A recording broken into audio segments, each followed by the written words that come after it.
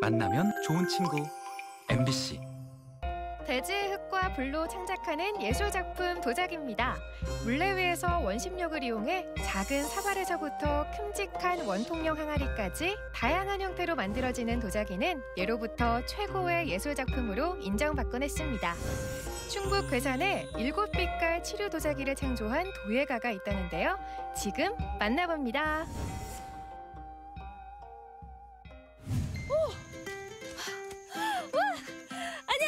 리포터 이민아입니다. 이곳 괴산에요. 7빛깔 도자기를 창조한 아주 특별한 도예가가 살고 있다고 하는데요. 제가 물 건너 산 넘어 이렇게 여기까지 왔습니다. 네, 7빛깔 도자기? 굉장히 궁금해지는데요. 바로 만나러 가볼까요? 멀리 월악산과 속리산 자락이 보이는 괴산군 간물면입니다. 명산의 정기와 달천강이 흐르는 고장인데요. 이곳에 아주 특별한 도예가가 살고 있다네요. 어디 계시지?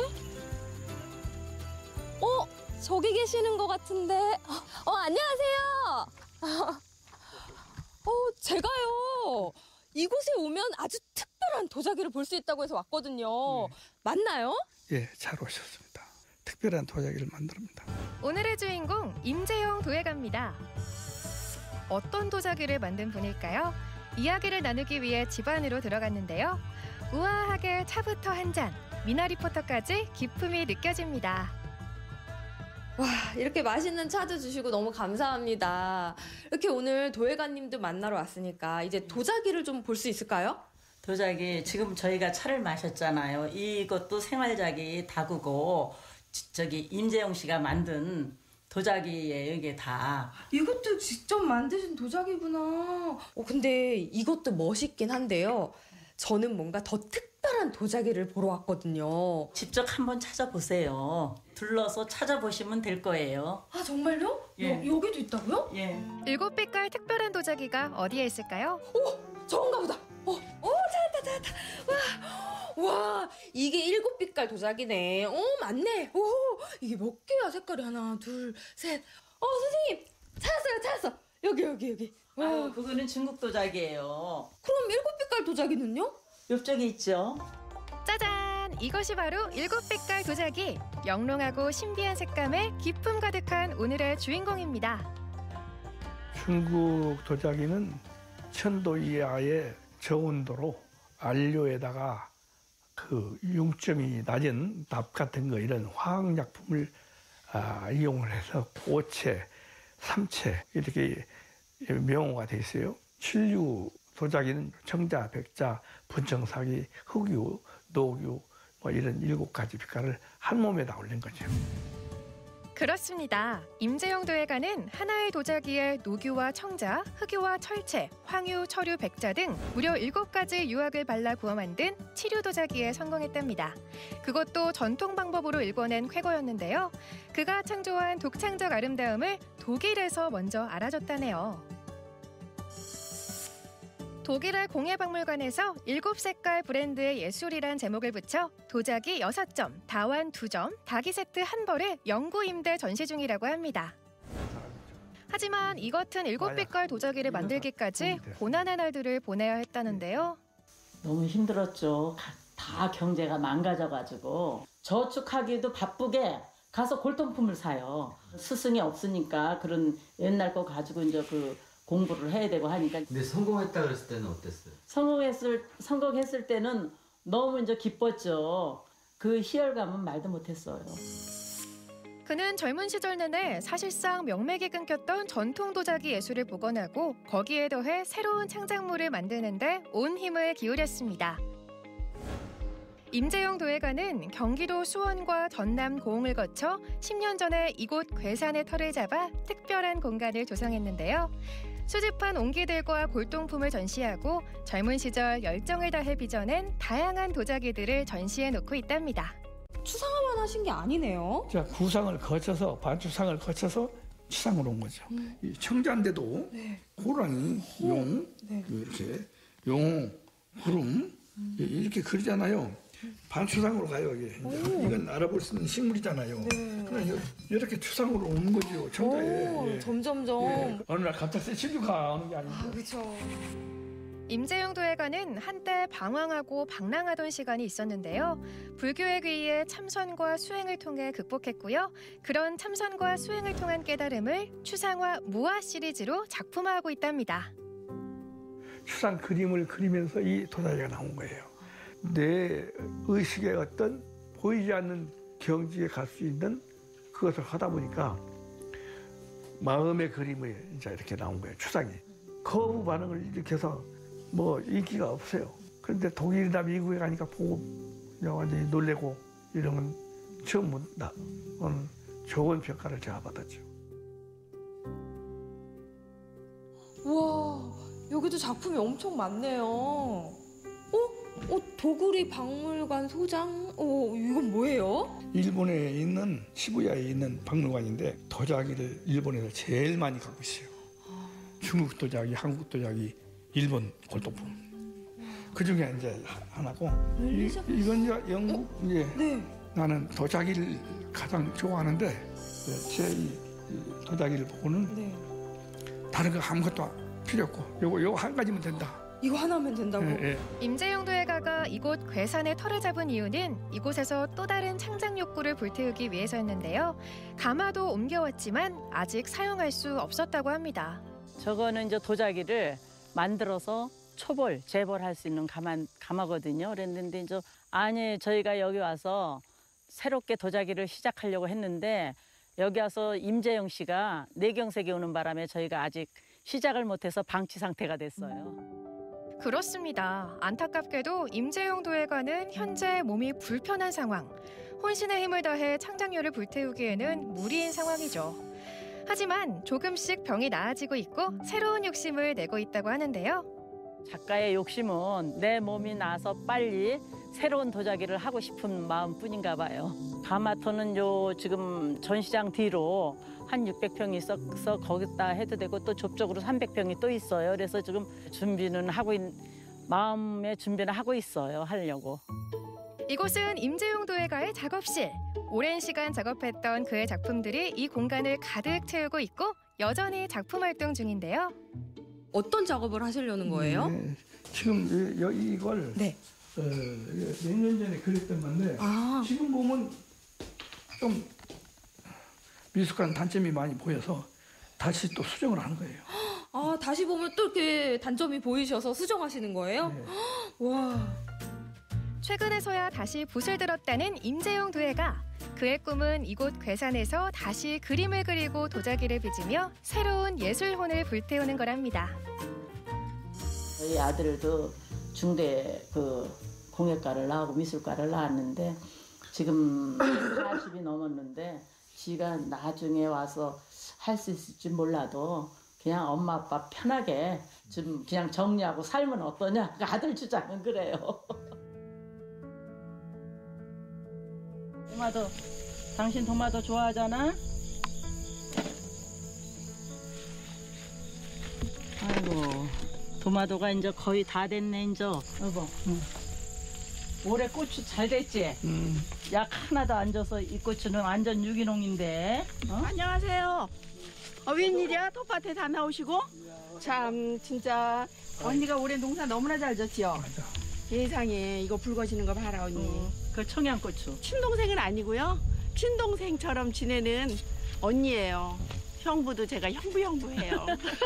친형부처럼. 동생이 없어서 네. 친동생 같아요. 아니 오늘 놀러 왔어요 잠깐. 그 옛날에 저 학교 다닐 때부터 제가 이렇게 만드시는 걸 봤거든요. 너무나 특이해서 세상에 이런 도자기도 있구나.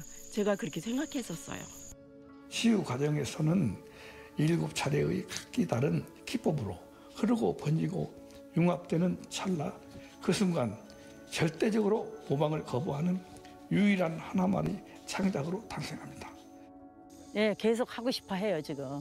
근데 이제 건강이 지금 안 따라주니까 지금 연화장애까지 4번씩이나 와서 그래도는 지금 조금 움직이긴 하시는데 그래도 꿈은 아직 저버리지 않고 있어요.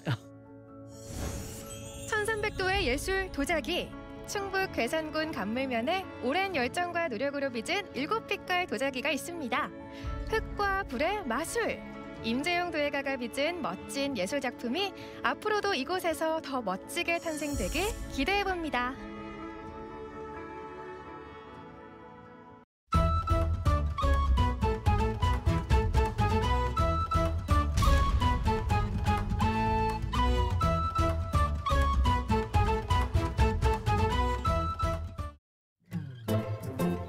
계절이 바뀔 때마다 자연의 소중함과 고마움을 새삼 느끼게 됩니다.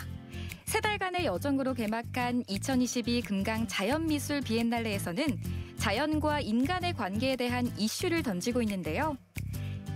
가을이 시작된 공주 연미산에서 금강 자연미술 비엔날레의 메시지를 만나봅니다.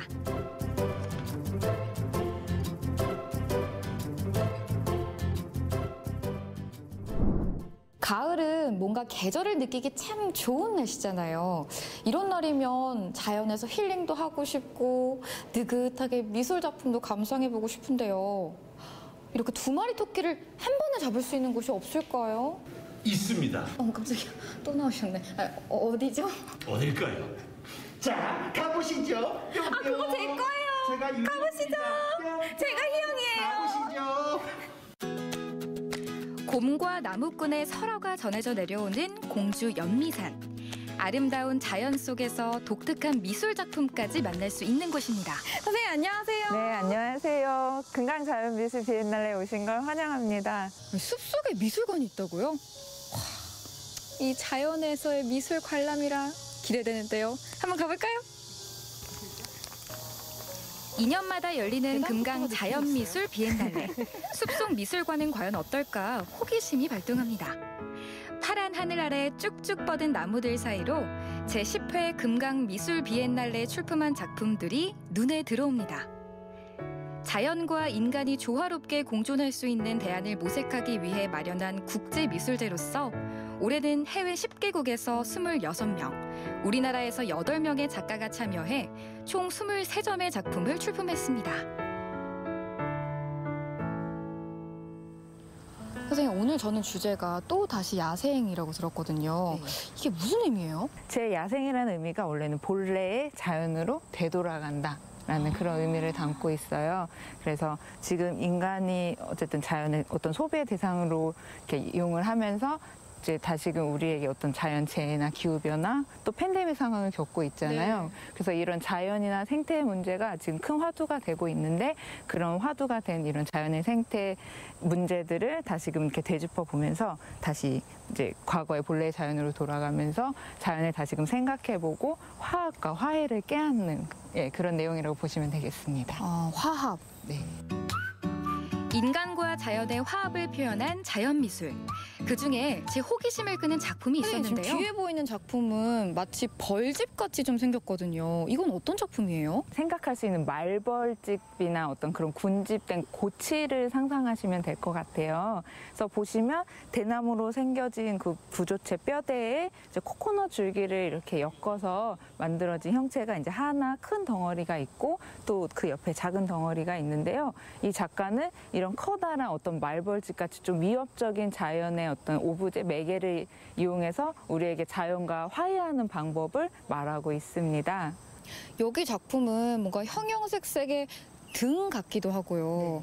정말 모르겠어요. 진짜 이건 어떤 작품인지 알 수가 없는데 이건 또 어떤 작품일까요? 지금 혹시 소리 들리시나요? 오, 매미 소리요? 네, 맞습니다. 아, 매미구나. 네. 특별히 이 남아프리카에서는 이 매미가 솜베이시스라고 해서 태양의 산물로 태양을 상징하는 그런 생명체라고 해요.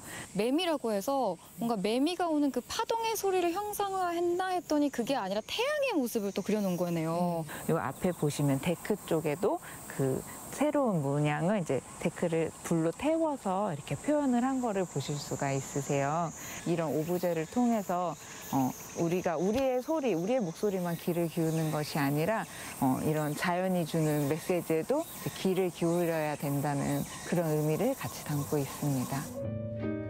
자연이 가진 본래의 속성을 탐구하고 자연 친화적인 소재로 설치한 미술 작품들. 작가들이 한 달간 공주에 머물면서 워크숍을 하며 작품 활동을 했다고 하는데요. 숲속 미술관을 천천히 거닐며 맛보는 청량감 넘치는 힐링의 시간입니다. 새삼 자연과 생태의 가치를 돌아볼 수 있었습니다. 이 자연이 주는 생동감이라는 게 있잖아요. 이 확실히 숲속에서 작품을 보니까 뭔가 새로운 시각으로 바라보고 느낄 수 있게 되는 것 같아요. 자연 미술을 보니까 확실히 뭔가 하나가 되고 더 가까워지는 느낌이랄까요? 저 지금 자연 미술에 푹 빠진 거 맞겠죠? 이번에는 실내에 전시된 자연미술 비엔날레 작품들을 만나볼까요? 선생님, 실외에도 작품이 있었지만 이렇게 실내에 작품을 전시하는 이유도 있을 것 같아요.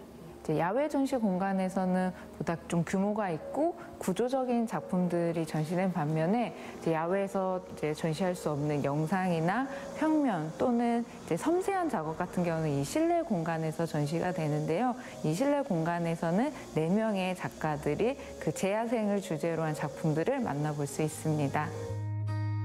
실내 전시장에는 야외보다 화려하고 섬세한 설치 작품들이 기다리고 있었는데요.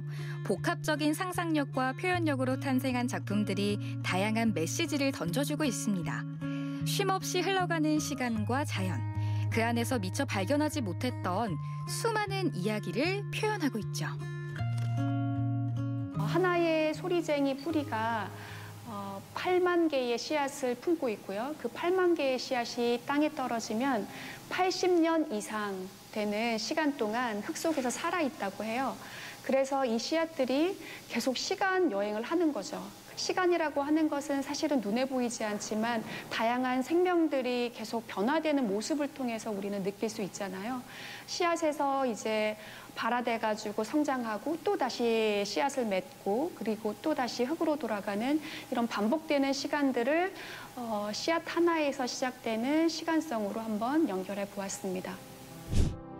이번에는 연미산 자락에 자리한 한 카페를 찾았는데요. 또 다른 금강자연 미술 비엔날레가 열리고 있었습니다. 지금 이곳에서도 비엔날레 영상전이 열리고 있대요. 식물원에서 느끼는 자연의 소리는 어떨지 궁금한데요? 이 카페는 울창한 식물원으로 꾸며져 있는데요.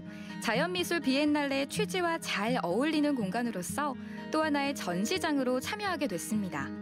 식물들의 생태에 영향을 주지 않도록 최소한의 조명만 설치했고 그 사이로 비엔날레에 출품된 영상을 재생하고 있습니다.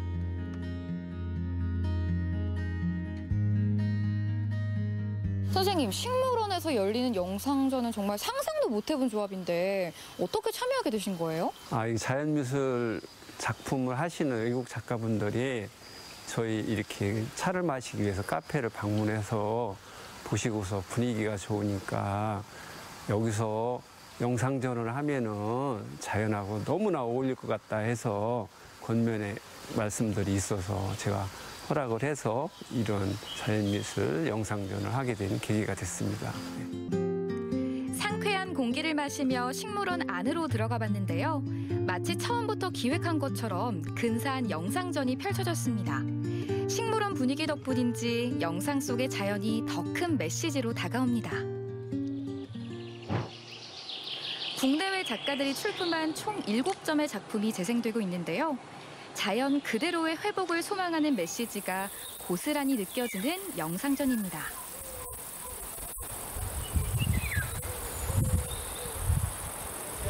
영상을 보니까 사람이 자연을 대하는 태도가 이타적이기도 하면서 배타적이기도 하고 정말 다양한 태도가 들어있는 것 같은데요.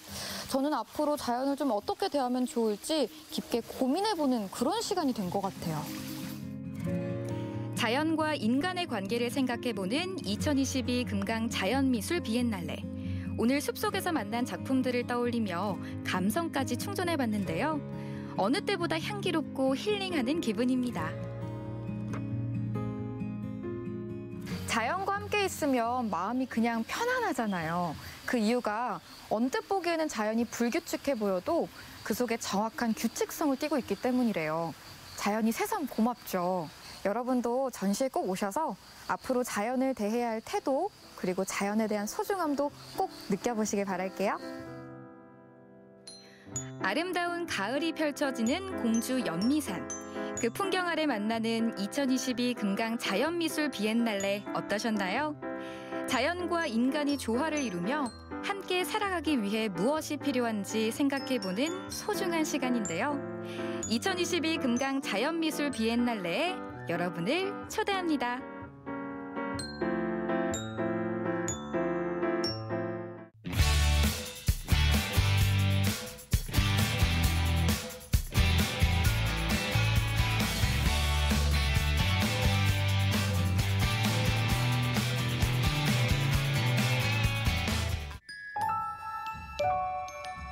새롭게 지정된 전라북도 무형문화재에 끈으로 장신구를 만드는 매듭장과 종이로 꽃을 만드는 지화장이 있습니다.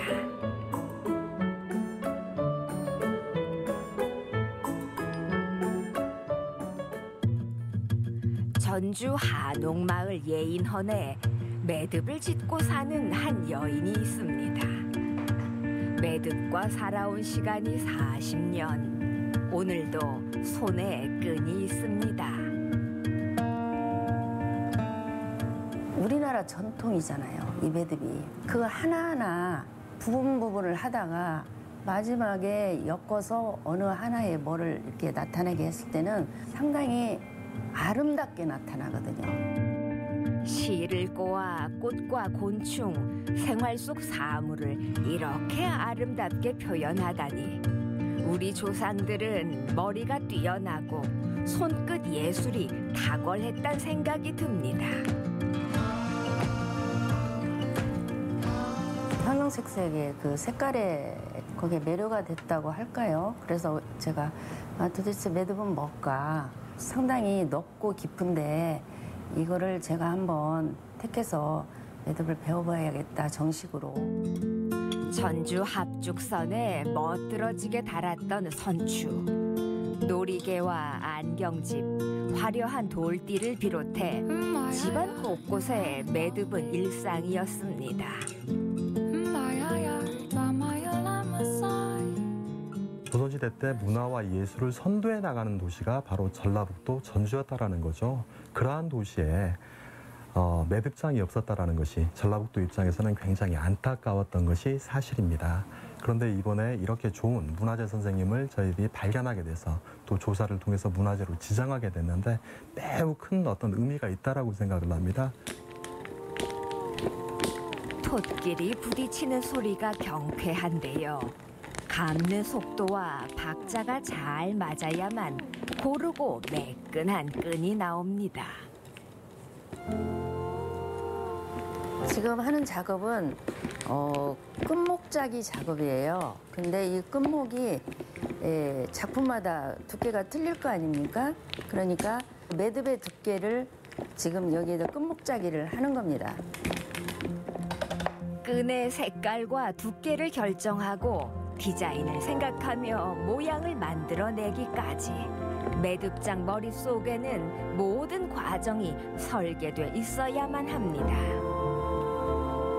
끈을 염색해 꼬고 매듭을 만드는 일까지 시간과의 싸움이고 모든 과정에 최선을 다해야만 작품이 나오는데 이는 우리 삶과 닮아 있습니다.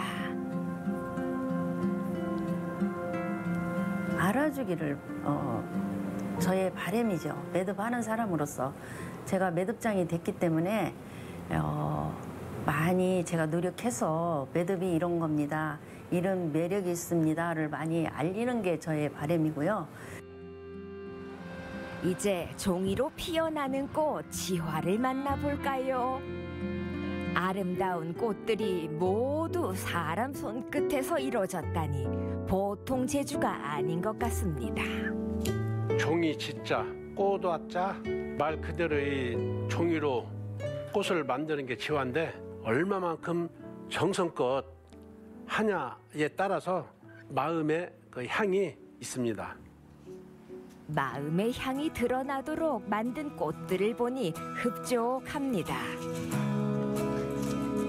지화 작업은 불교의식에 쓰였기에 도홍 스님은 묵묵히 자신의 일을 해왔는데요.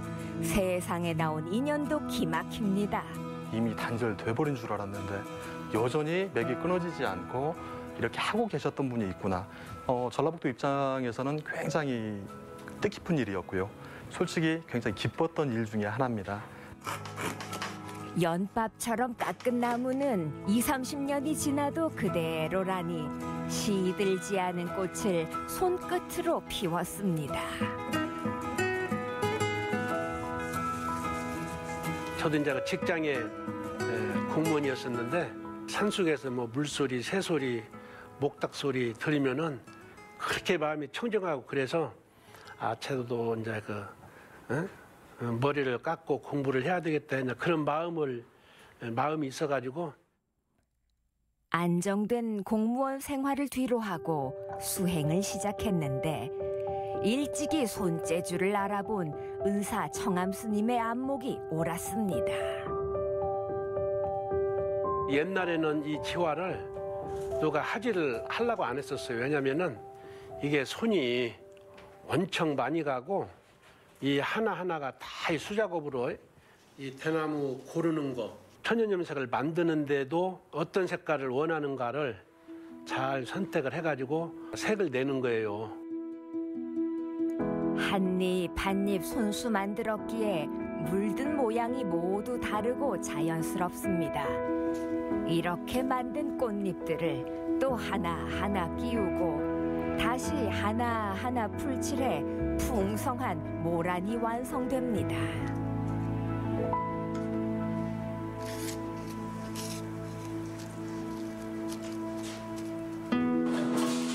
부처님이 영취산에서 행한 법회의 재현입니다. 큰 죄를 지내려면 보통 손쉽게 생화를 사다 쓰는 경우가 많아요. 이제 그런 경우가 많은데 그래도 다행스러운 것이 우리 영산작품 보존위에서 유일하게 우리 도홍 스님이 한 분 남아 계신 것이죠. 전국에서 지화 기술이 사라진 줄 알았는데 다행히 도홍 스님이 맥을 이어오고 있었고 이젠 사람들에게도 널리 알려주고 있습니다. 이렇게 동그라미 잡고 이렇게 돌려가면서 하면은 이렇게 좀 잘 올라가요. 이렇게 돌리면은 만드는 사람이 이쁘다하게 그걸 만들어야 보는 사람은 더 예뻐 꽃이. 꽃을 만들며 사람 마음도 꽃과 같아라라 알려주시니 세상 보는 눈이 달라지고 비로소 마음꽃도 활짝 핀 듯합니다. 생화는 시들지만 이 조하고 기아에 대한 꽃은 항상 살아있는 그런 느낌이 들지 않아요. 저도 꽃을 보면 기쁘고 나이 먹은 기분이 안 들고 항상 젊은 그런 마음이 들어요. 지화는 모든 것을 수작업으로 하다 보니 만드는 것이 인내고 그 자체가 수행입니다. 영원히 참 지지 않고 우리 많은 후학들에게 또 많은 여러분들한테 끊기지 않고 그 맥이 영원히 이어갔으면 하는 바람입니다. 시간을 짜는 매듭장의 손에는 섬세한 예술혼이 있고 지화장의 손에는 정성 가득한 아름다움이 있습니다. 전통을 이어가는 이들이 있기에 우리 문화의 가치를 다시 확인합니다.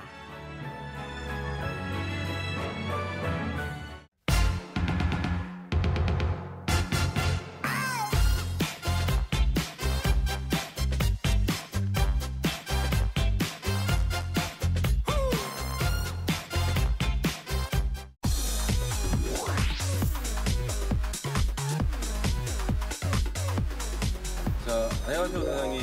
반갑습니다. 오랜만인데 오늘은 또 어떤 식 소개해 주실 거죠? 오늘은 지금 계절적으로 이제 전어가 맛있는 철이라서 전어를 한번 소개해 드릴까 싶어서 이렇게 왔습니다. 사장님이 소개하니까 전어는 일반 우리가 시장이나 센터에서 먹는 그런 스타일은 아닐 것 같은데. 일단은 기본적으로 저희가 흔히 먹는 뼈채 썰기하고 뼈 큰 뼈를 추려서 나가는 방식도 있지만은 제가 오늘 소개해드리고 싶은 집은 전어를 또 껍질을 또 벗기는 그런 작업도 있고 뭐 불을 이용한 작업도 있고 해서 또 아마 보시면 좀 생소하시고 아 전어가 이런 것도 있구나 이런 걸 한번 느끼실 겁니다. 일단 직접 한번 보시지요. 기대가 되네. 한번 가보실까요? 아, 가시지요. 1인 집이라서 전어도 있네 여기 있네요.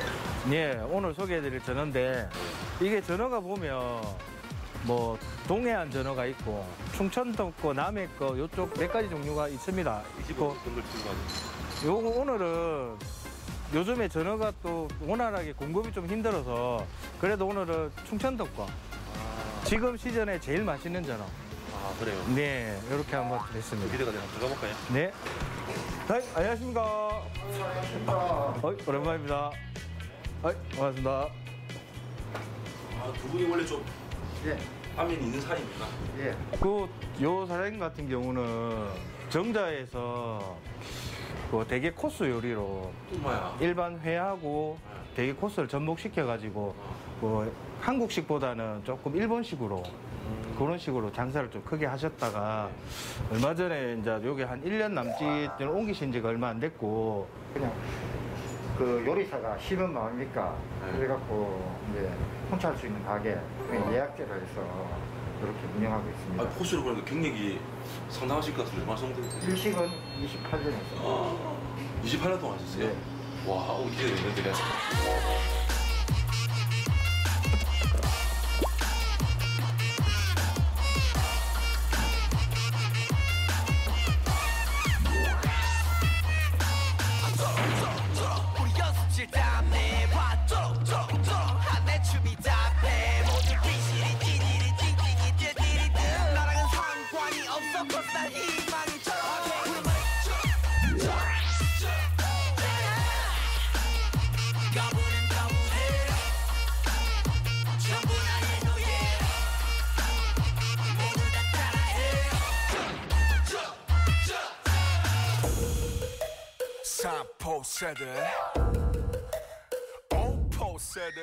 이게 보통 저희가 먹는 전어하고는 모양이 조금 틀릴 겁니다. 이게 왜 그러냐면 전어가 이게 손질하는 게 시간이 생각보다 많이 걸려요. 많이 걸리다 보고 이렇게 손질을 하면 장사하시는 분들은 손해예요.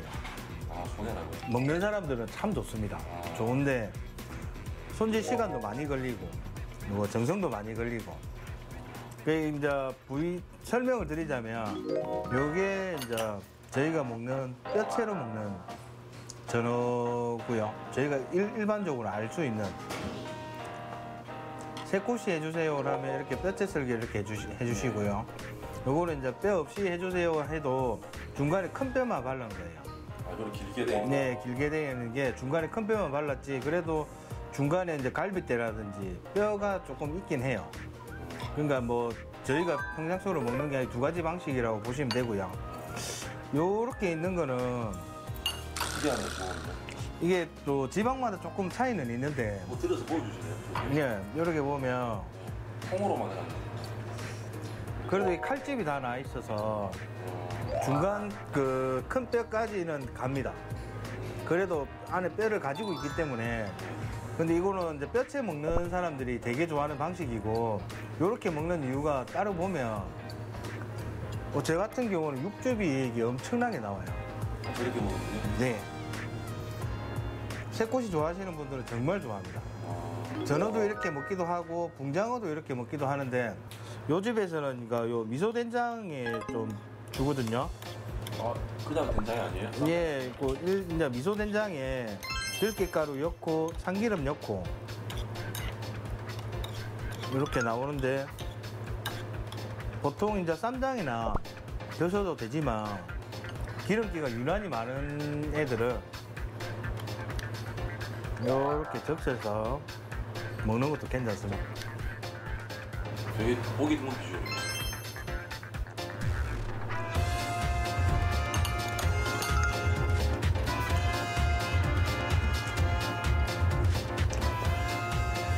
육즙이 쫙쫙 올라오네요.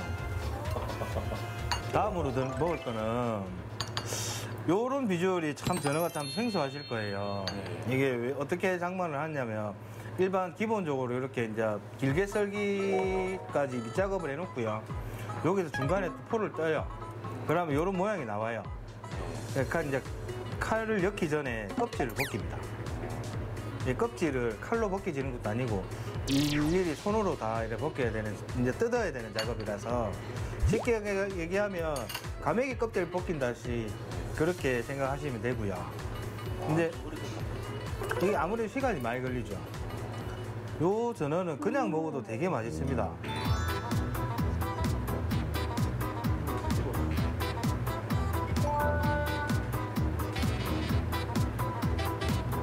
간장만 살짝 찍어서 이제 먹어도 기름 맛을 충분히 느낄 수 있고요.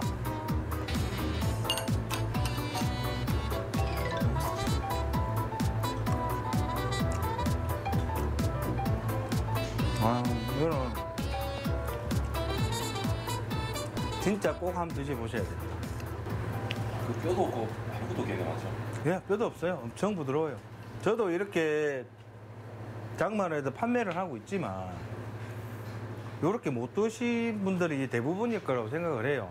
이걸로 뭐 전어다 이렇게 했을 때 맞추는 분 일반인들은 없을 거고요. 근데 여기 또 하나 맛있는 거는 살이나 같이 초밥으로 했을 때 또 끝내줍니다.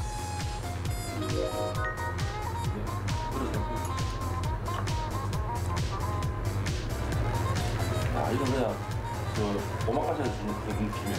아이고, 일식집에서도 껍질은 잘 안 벗겨져요. 예.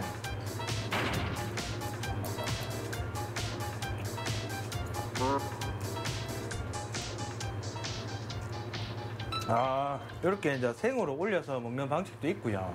여기는 또 사장님한테 따로 얘기해 주시면 불질을 조금 해줍니다.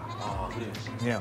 이게 날로 먹는 생선인데 뜨거우면 어떡하냐 하는데 이렇게 기름기 많은 생선들은 불이 가했을 때 자기가 가지고 있는 지방을 뿜습니다. 그 육안으로도 보이고요.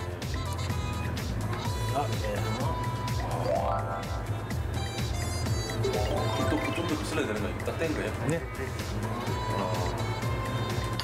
근데 이제 나는 얘만의 진짜 기름 맛만 보고 싶다. 그냥 통으로 먹는 걸 강추드리고. 가을엔 전어.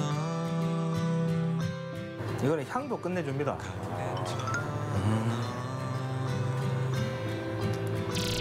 고소한 그 맛을 잊을 수가 없어. 담백함이 입에 꽉 찹니다. 담백하면서도 고소한 거예요? 예. 가을엔 전어.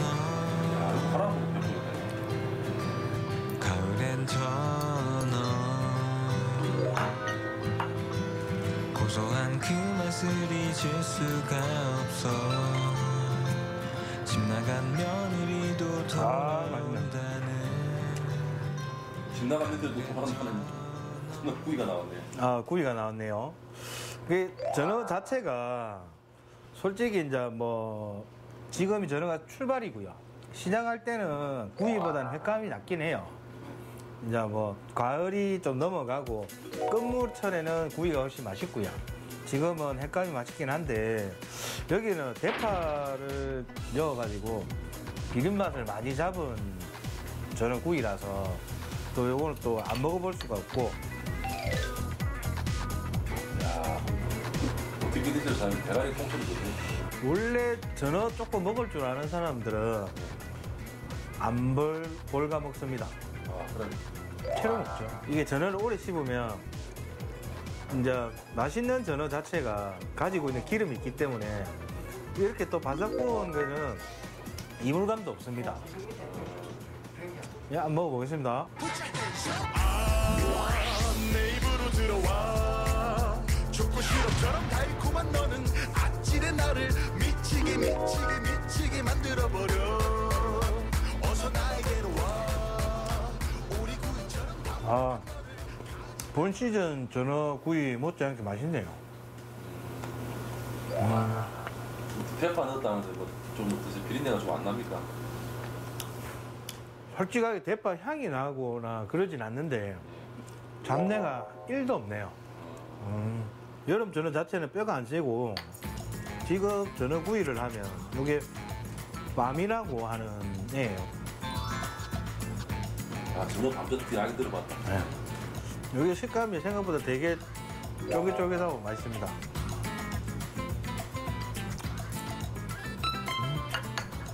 예, 이제 뭐 마지막은 이제 뭐 밥도 먹어야 되고, 여기는 제가 사장님하고 미리 이제 얘기를 해보니까 전어를 가지고 이렇게 또 탕을 끓여주십니다. 와, 이거 이제 처음 보는 것 같아. 이게 뭐 저도 사장님한테 여쭤보니까 저도 이게 있는 건 알았지 이제 보는 건 처음이고, 통영이나 제주도나 이런 데 가면 전갱이로 가지고 이렇게 탕을 한 번씩 끓이거든요. 그 거기에서 이제 뭐 등용을 해서 하셨다고 하는데 맛이 저도 먹어본 게 아니라서 참 궁금하네요.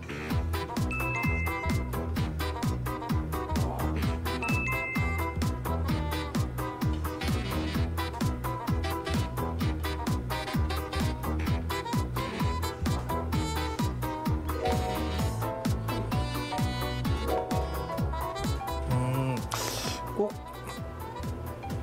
추어탕 향이 납니다. 고등어 추어탕 같은 향이. 아, 이 되게 칼칼하면서도 엄청 담백합니다. 이게 뭐 맛이 표현이 안 되는데.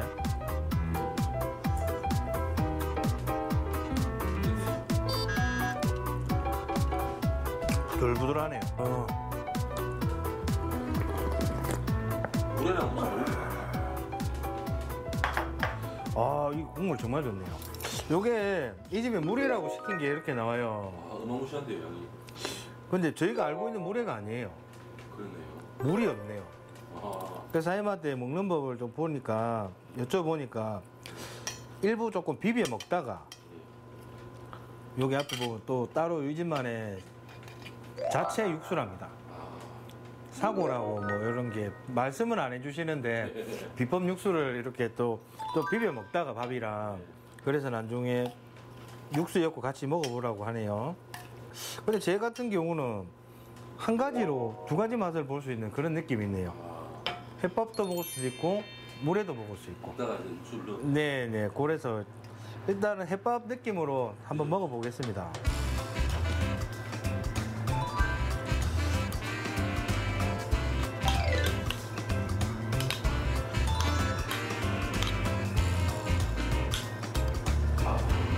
그럴까요?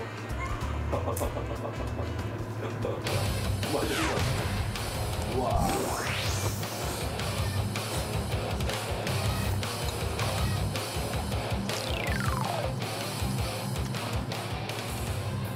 야채도 야채인데 전어의 고소함이 정말 좋네요. 그러니까 초장이 이렇게 보면 간이 좀 세 보이고, 사장님도 처음에 이렇게 드시면 좀 짭다고 하는데 저한테는 괜찮습니다. 오, 맛있네요. 아깝잖아요. 이 노래처럼 내 랩처럼 내 스타일처럼 내가 좀처럼 다시 들어 don't put 한 입만. 내 스타일처럼 내가 좀처럼 다리 손 뻗어 하늘 걸어 이제는 이제 진짜 물회를 한번 먹어볼게요.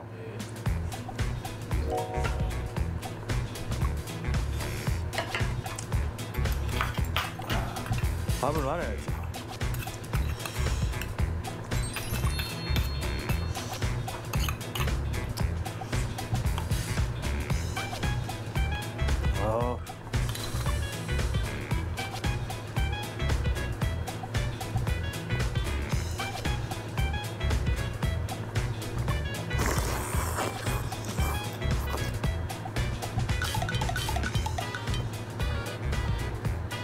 육수 전과 후가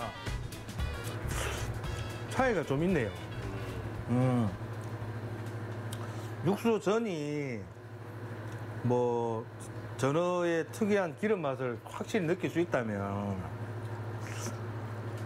이거는 뭐라고 해야 될까요? 초장이 육수를 만나면서 감칠맛이 확 오를까요? 양념 맛이 확 느껴지네요. 냠냠냠냠냠 너의 기억을 다 먹어버릴까